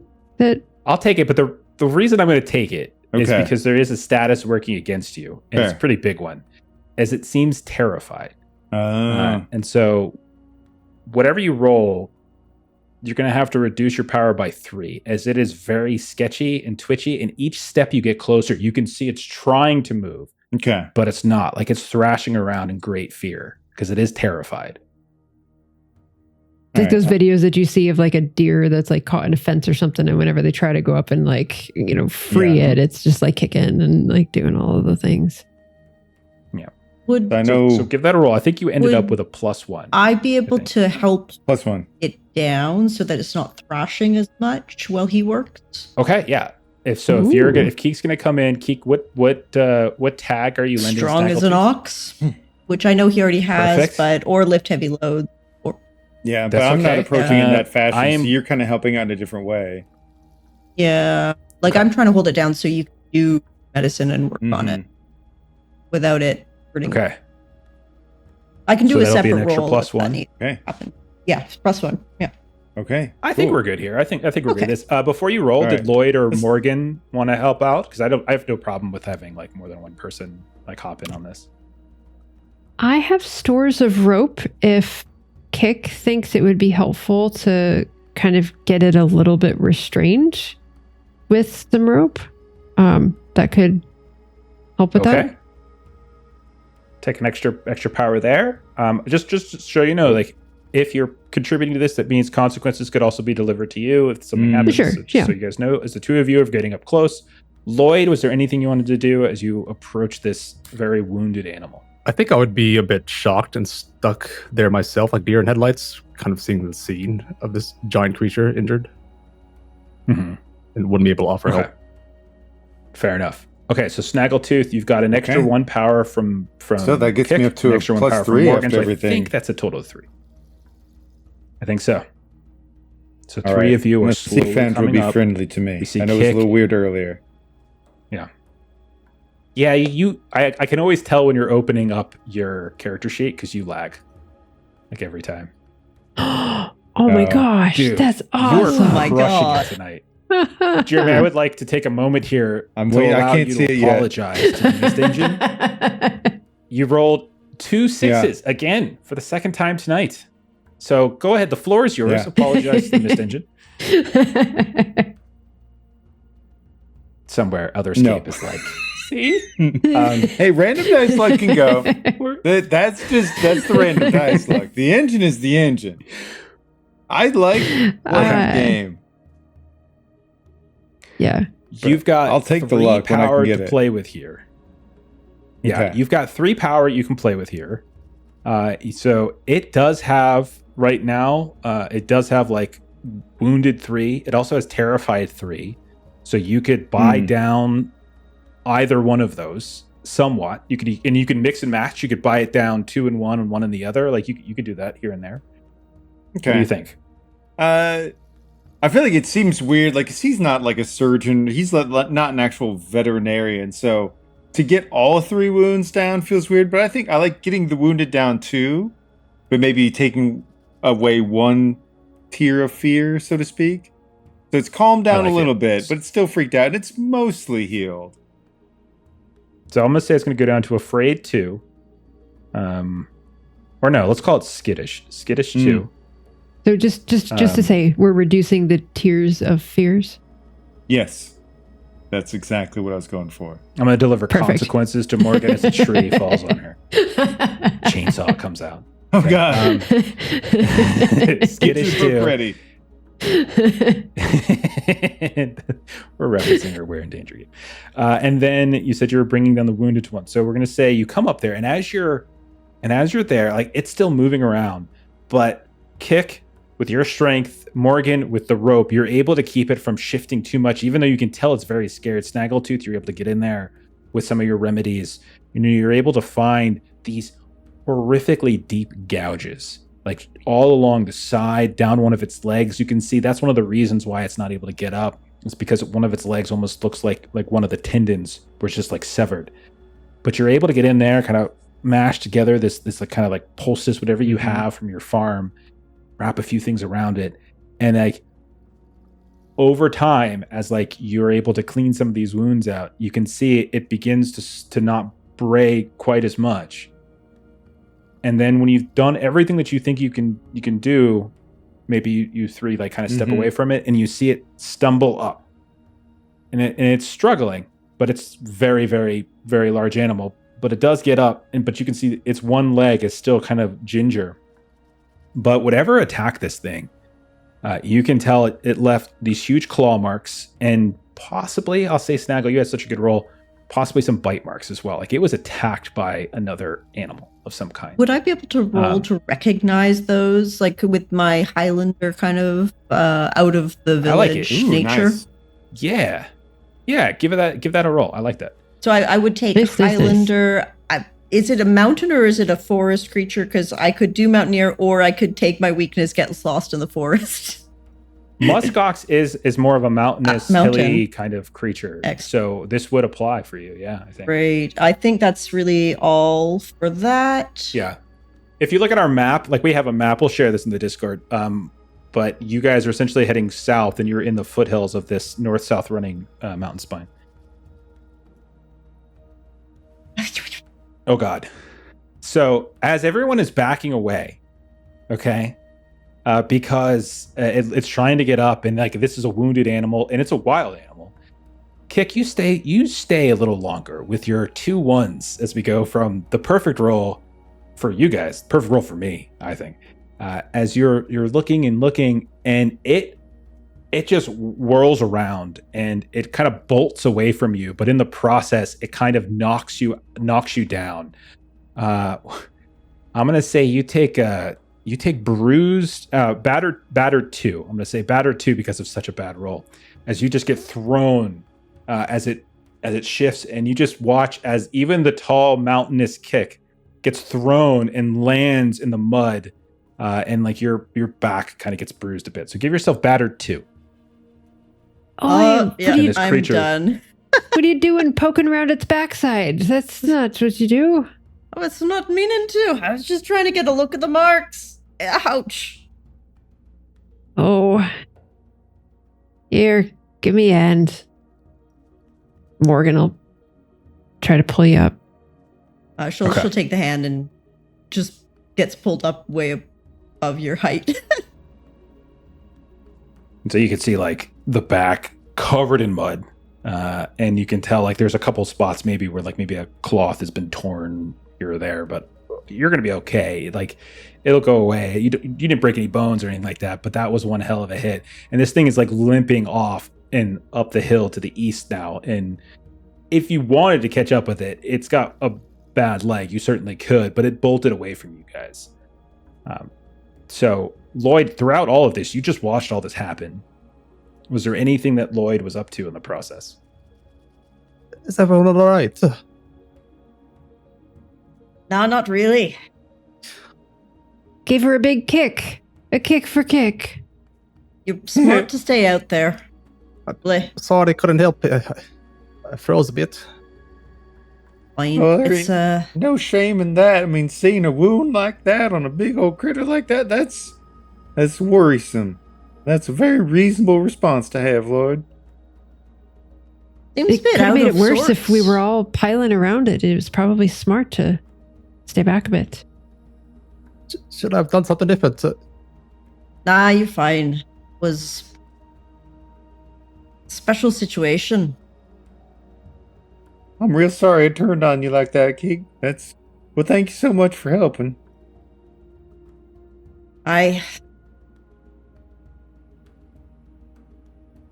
Okay. I apologize to say I'm glad it was you, not me. I don't think I would have taken it as well. I probably would have landed about, yonder. Aye, this is true.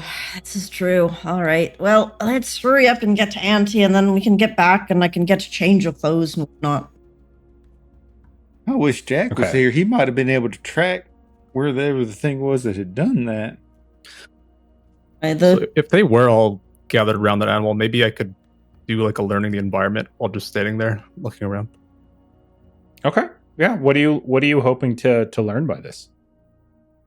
If the situation's still dangerous, if our place is kind of precarious. Okay. Sure. Yeah. Put together a couple tags and just make it a quick outcome. I've Well, actually, no. We'll make it a track. We'll make it detailed because like each point power you spend could give you a detail. I think. Okay. 'Cause it's discover. I'll just do my like entire curious book, probably like curious learning the environment, pointing out peculiarities. Yeah. Oh, I think that pointing seems out to- peculiarities would definitely fit. Yeah. And then I'll roll those 3. Okay. Sounds great. Nice. Actually, you would have -1 because of the mud. So there is like a muddiness now. So that's a little bit harder to read. So Okay. you end up with +2. Yeah.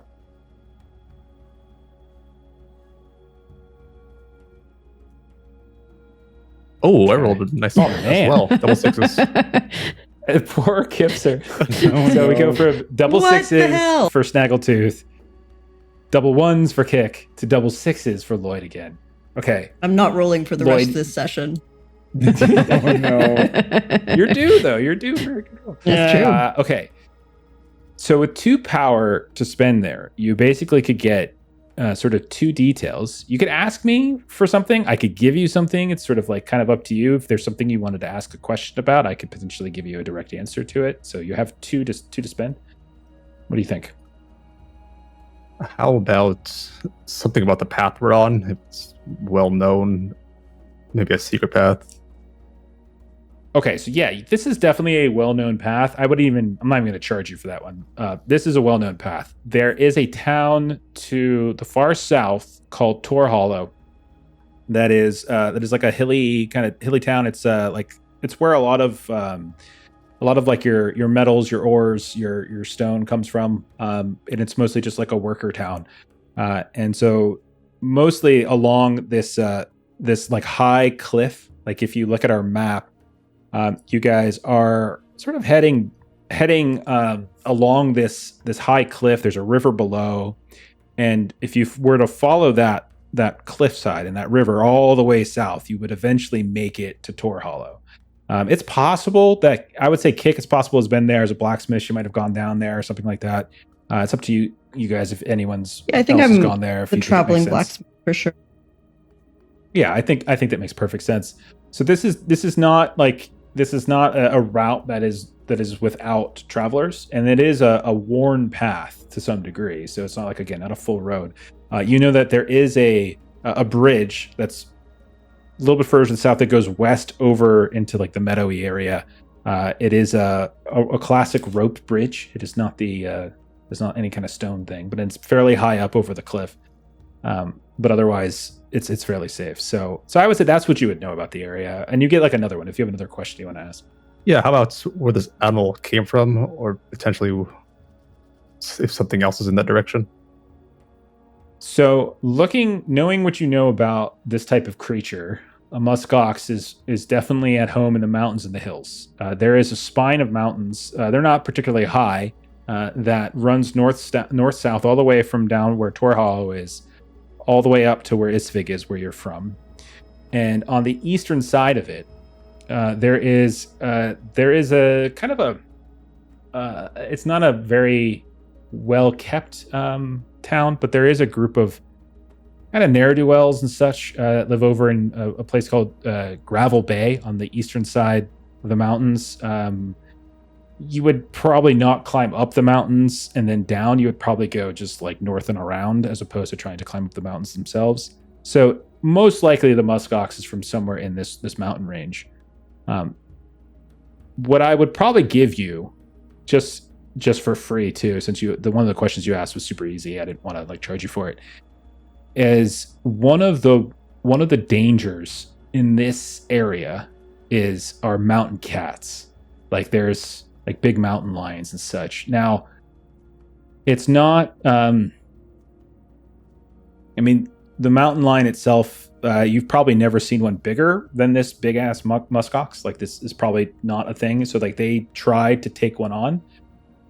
The curious thing though is that it got away somehow despite its leg. Like that's kind of an odd thing. So the most common culprit in this area would be like a mountain lion of some kind.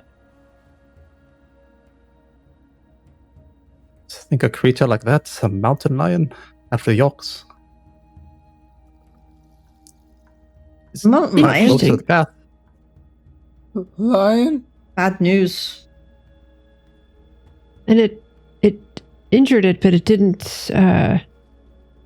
finish the job, as it were. I think something else helped it. Something else scared the mountain lion away that's even worse. That's mighty big to have done all of that to this creature and scared off a mountain lion. Well, I'm saying the mountain lion may have attacked the creature, the oxen, and then perhaps something bigger scared the mountain lion away so that it wasn't able to get its meal. I'm with Snaggletooth there. That's concerning for our. We are smaller than both of those things. Oh, we don't. Maybe not you so much. You're big. Aye. Also appreciate how my accent seems to be rubbing off on you even more and more, Morgan, as we hang out. I hadn't quite decided where I was landing with it, and so I'm like, I might as well just. It's gonna creep in anyway, so I might as well just roll with it. It's all good. I think that makes sense for people that hang out together anyway. And I've definitely pulled off other people's accents because of it. I do live on the beach, so it should probably be a little more. Hang loose, bro. Drawly, mixed like a Californian accent. Yep. Whoa. I've never met like a fisherman with like a surfer accent though, so they are a little different. That's true. Yeah, that's very true. That'd be pretty fun though. Okay, is there anything else that you guys want to do in this particular scene, or are we kind of pushing forward? I think we got to move forward. Out just quickly. Keeping eyes peeled for any other tracks or anything. Alert. Yeah. All right. It is midday by the time you reach that bridge I told you about. And it is this again. It's a rope bridge, but it is a well crafted rope bridge. I don't want to like scare anybody. It's not this rickety thing, but it is very high up. It's about a 50-foot drop down this cliff into this river that goes southward into the mountains and kind of connects to Lake Umbra to the north. And as you're getting ready to cross, you can see coming up from the south, like again from that direction of Tar Hollow. Is you see a cart. You see what looks like a big old oxen. Now again, this one not a musk ox. This is like a train, and you can see it's pulling this cart, and you can see there's a man and a woman that are sitting up front. Moving along, and they're plodding here and there, and you can see they're both they're both kind of squat and sturdy. Like neither one of them looks nearly as like tall as Kick does, but they call out like, "Hello there, how you all doing? Good morning, or afternoon to you. A pretty ripe, terrible day, isn't it? Wet and muddy, and not a day for travel. Well, made better by some fresh and shiny faces with bright smiles on them. Good to meet you." Oh, well met to you, and he's like looking. I can't say I know many beaver folk, Most of them stay in the name water. escapes me. That's all right, I'm Snaggletooth. It's a real pleasure to meet you. Snaggletooth. My name's Davy Dawn. This is my wife, Malus. And she's like, "Hello, how you doing?" Hello. And, her voice is something to behold. It's like there is maybe an involuntary jerk away from you. What are you all headed down to Torado, or what brings you out here? Off to visit Tia. Other day, and though, what are you traveling with the cart for? Are you going on to move? Oh, we're heading up to this fig. We've got business. And like he reaches back and he kind of pats down and pulls over like this tarp, and you can see that there's big blocks of stone, basically. Time's to suffer the shake. Oh, we suffered it down there as well. I didn't realize they'd reached it so far north. We were celebrating first fall, and as were we. One of the mines collapsed. May God be praised. To be honest, it's any other day there'd be a dozen workers caught in the tunnels, but because it was the holiday, there's no one there. So we heard knocking and such radiating up through the debris, but we did it. We did a head count and no one missing. Thankfully, we'll be digging it out for weeks. But how fair the town? How fair is Fig? Not bad. It was more the earthquake caused the festival lanterns to fall, caused a fire. Those kinds of things. No one died. No loss of life. But the tavern is not as it were, and the general store also fell. No. And a big ugly fish. No, not old Walls. Oh, goodness. He makes the finest malted beer. No. He's okay. The whole still and all? Didn't investigate all of that, but lot of damage to the store. You look like he looks so disappointed, and his wife's just kind of like patting him on the back. You're like, that's half the reason I was going up there. I figured they'd have some of the holiday brews. Oh, you know what? I happen to supply some of the holiday brews, and I hate to see a sour look on your face when we're just getting past the rain, so I feel like I should put this in your hands. Do you have something? I mean, if there was leftovers from the previous day, maybe not. I know one of my tags. If not, that's fine. Good. Or no, go ahead. Good. What were you going to say about your tags? Oh, I've got the vegetable stuff, but that was just like flavor-wise what was going on with the previous day during the festival.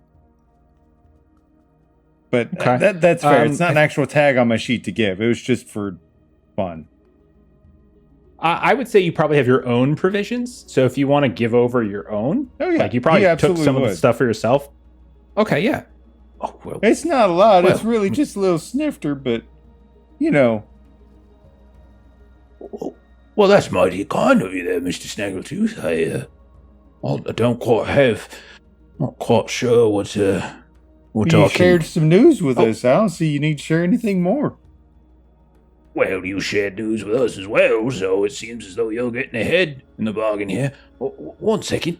and you can see he gets up and he turns around, ass sticking up in the air, and he's just like rummaging around in the back of his cart, and like his wife's just kind of like looking over, his butt kind of hanging out, and she's looking at you with a kind of like I know this is not the greatest moment. Like, so you're traveling to see the witch, are you?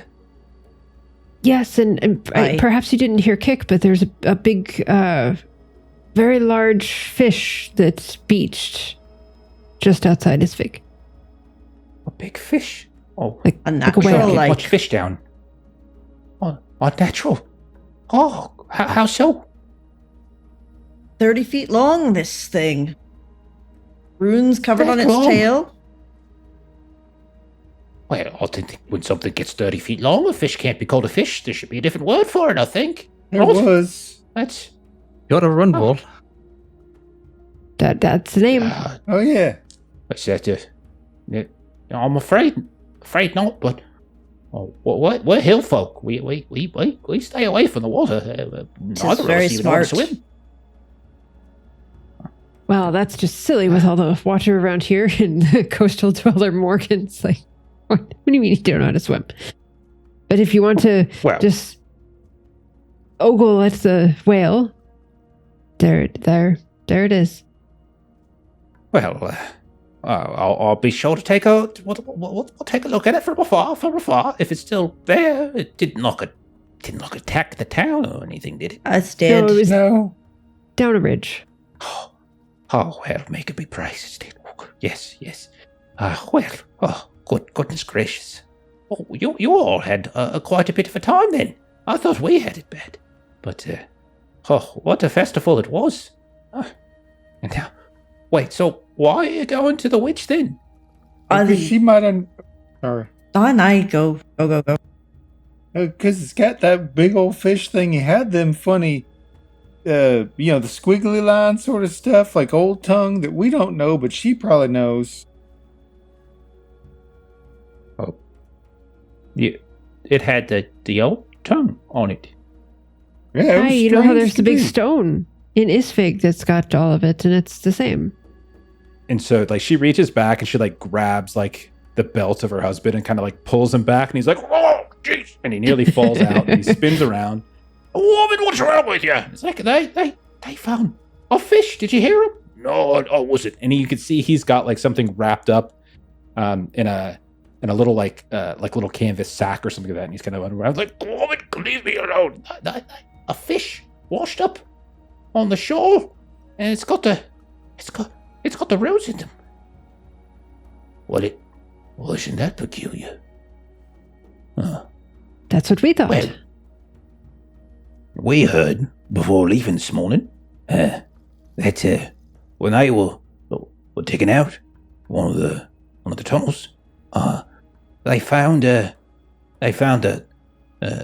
tunnel had collapsed, and there was a whole other chamber underneath it. And they said there was some funny looking stone down there that had all sorts of weird writing on it, just like your stone, the one in town, just like that. I didn't see it myself because we had business, of course. Isn't that a bit of, huh? Well, how about that? Quite interesting. You say you didn't look at it yourself. No, we have a delivery to make. We've got to go up to Isvig first, and then we got to head all the way up. hang on, let me remember the name of the other one. Jeff has forgotten it. And then we got to head all the way up to Aberdeen. Which is like a name of another town. So we're quite busy, I'm afraid.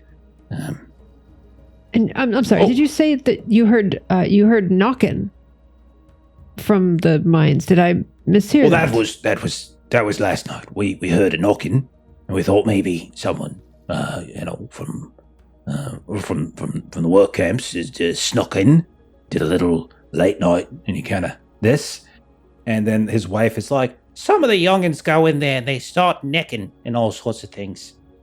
But it wasn't that. We counted. Everyone was accounted for. Every head, every foot, every tooth, all the eyes. So no, it was most likely just, a piece of equipment swinging and slapping against the wall, something of that sort.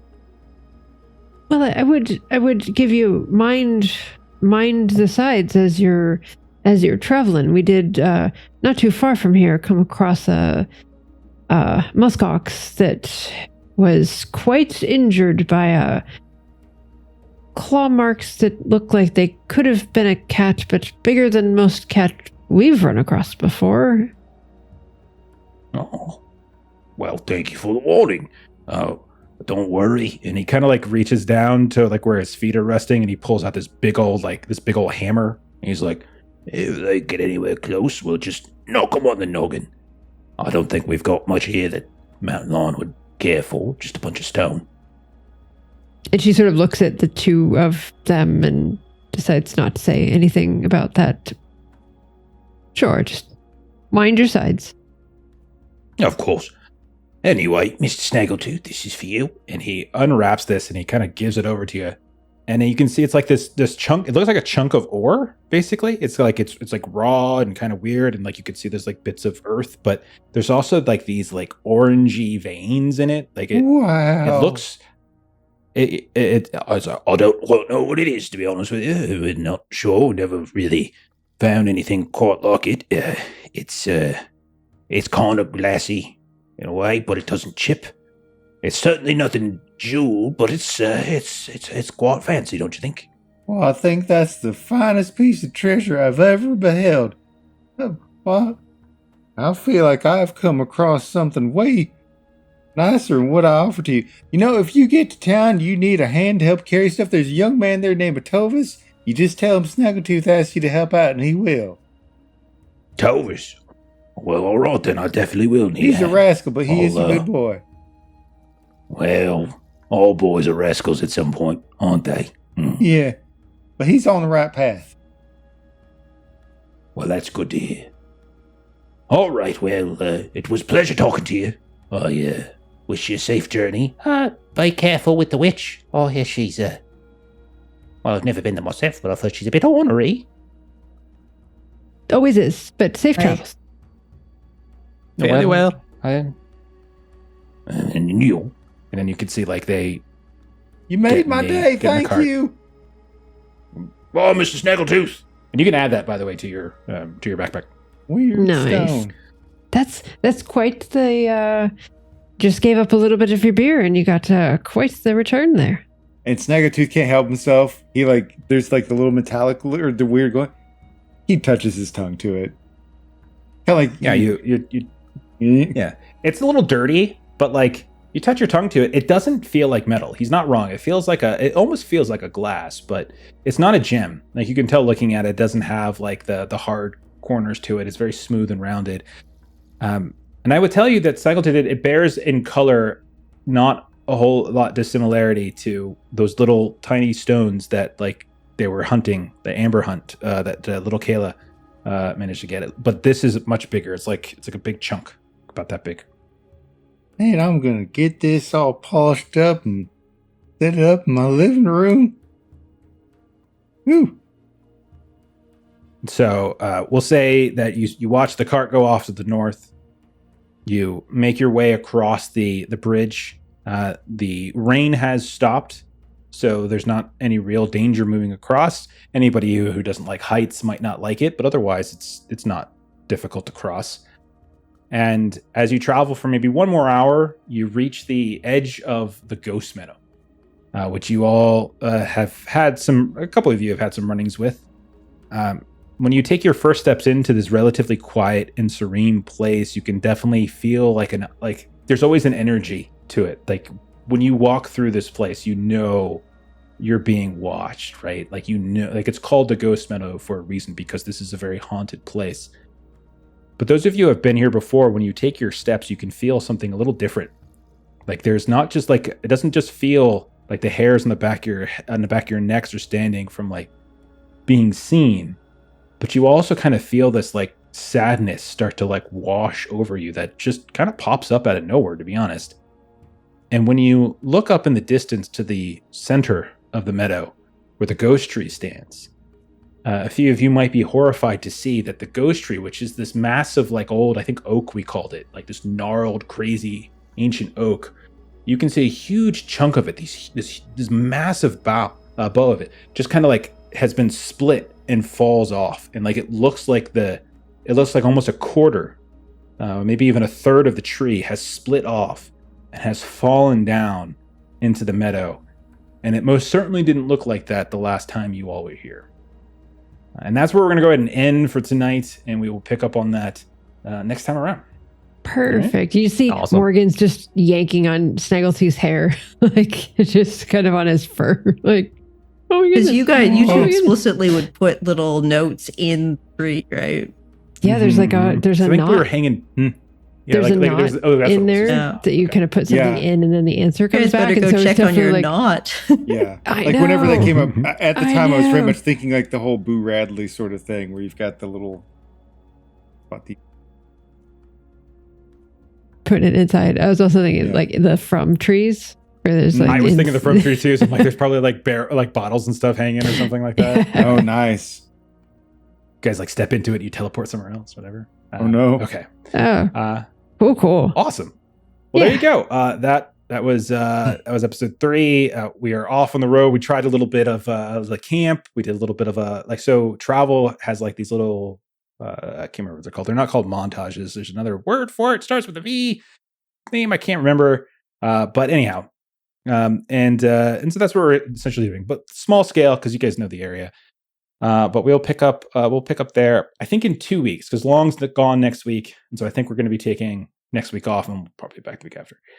Okay, so let's do a couple closing plugs and we'll get on out of here. Check out Garblock Games. Our friend Aaron, even though his internet's not being nice to him when we stream, it's being nicer to him when he streams on our friends, the Garblock Games channel, and he often does on Thursdays. So go check them out and say hi to Aaron. And also come in the Discord and say hi to Aaron.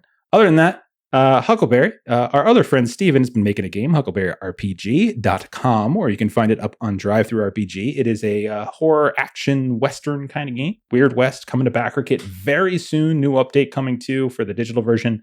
And you can get a physical copy if you back it on BackerKit. Other things, streaming wise, tomorrow night we're going to be playing some Magnus Archives. Saturday we've got Call of Cthulhu. Forgot the name of one of the oldest and most well-known role-playing games for some reason.